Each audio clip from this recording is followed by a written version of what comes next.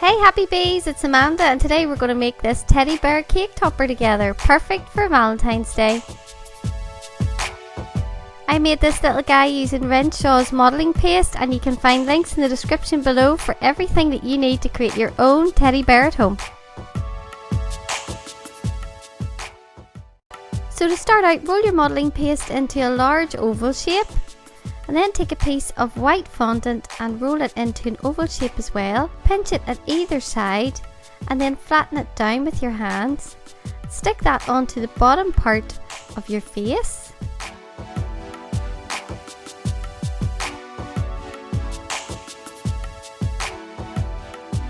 Then we're going to take a ball tool and mark the position of where we're going to place the nose, and also create little holes for eyes.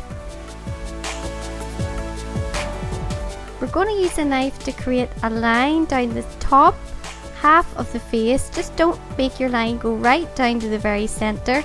Have it stop halfway down. And then you can use a cocktail stick or anything with a point to fray around the outside of the face. It looks really strange right now, but I promise it does come together. Use that same tool to create some lines on the front of the face. And now we're going to go in with some shadow grey edible dust. Just going to pop a little bit on where the nose is going to go. Use some black fondant to create eyeballs.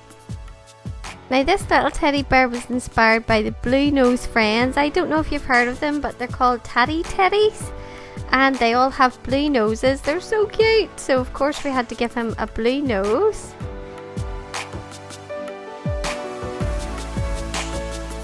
Create some more stitching details on the face using a knife.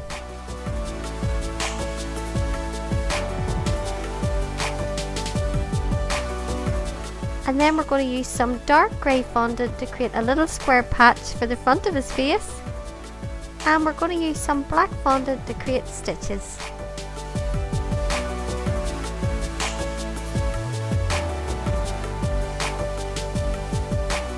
Going to go in with some black edible dust now where we created those little stitches.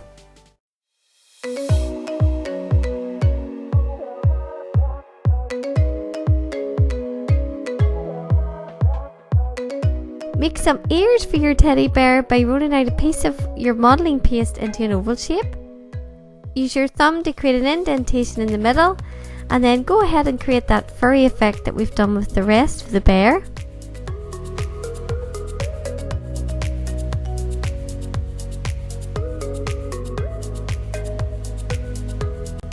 And you can learn how to make a Forever Friends teddy bear cake topper by clicking on that link above. So I'm creating an indentation in the middle of her ear, and I'm just going to go in with some of that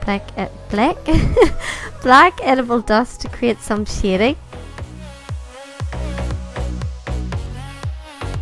I've rolled out some red and some pale pink fondant, and I'm using my heart cutter to create some hearts, and we're just going to leave those to the side to dry out a little bit while we get on to making the rest of our teddy bear. Making teddy bear's legs now, so roll out a snake piece of fondant and use your finger to create some pressure on one side so that it's fatter at the bottom than at the top. Then you're going to fold it up, and the fatter side is going to be the foot. And you're just going to use that same furrying out technique where you use the lines in the center of the leg but use the furry part on the outside. I hope that makes sense.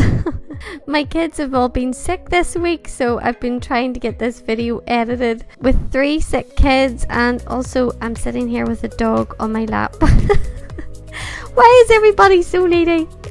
So roll a large piece of your modelling paste into a teardrop shape and create a line down the center, and use the same fur technique that we used with the legs.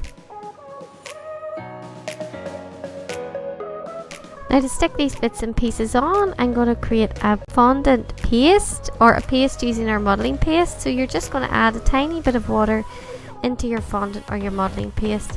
This creates a really good adhesive if you're creating anything that's heavy. So I'm going to use it to stick these little hearts on and our teddy bear's head.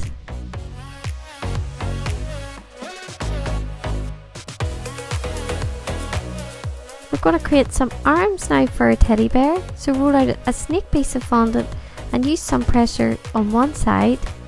Press down on the other side with your thumb, and then you're going to use a knife tool to create an indentation for a tiny little thumb. I hope you enjoyed this tutorial. If you do recreate anything of mine, I'd love to see your creations, and you can tag me on Instagram at happybcakes. I'd love to feature some of your creations in future videos, but I'll talk more about that later. But for now, make sure you subscribe, and I'll see you next week. Bye guys!